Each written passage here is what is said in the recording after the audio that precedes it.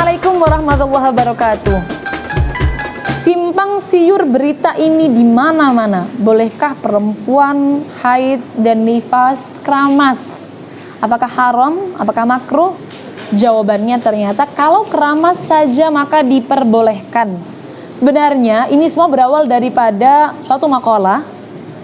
Salah satu pendapat mengatakan hadis dhaif sehingga tidak bisa dijadikan patokan hukum. Di dalam makalah tersebut disebutkan bahwa ketika ada satu anggota daripada orang yang berhadas besar ini terpisah sebelum dia mandi besar, maka nanti anggota tersebut akan kembali kepadanya di hari kiamat dalam keadaan jinabat. Hadis ini atau makalah ini tidak bisa mencetuskan hukum haram.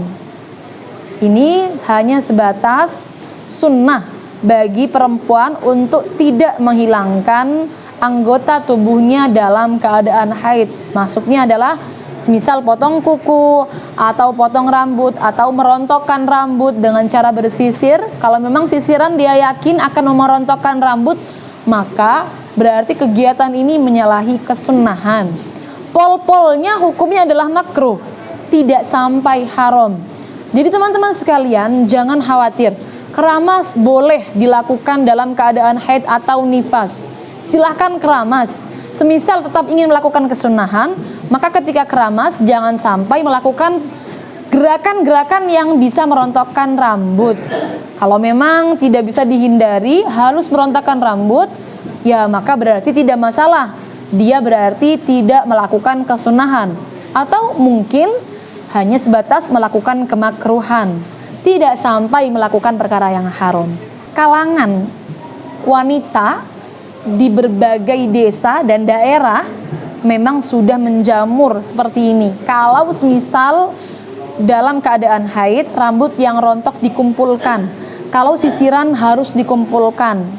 Berawal dari makalah tadi yang mengatakan bahwa rambut yang terpisah atau anggota yang terpisah akan kembali kepada orang yang haid atau orang yang junub dalam keadaan junub nanti di hari kiamat.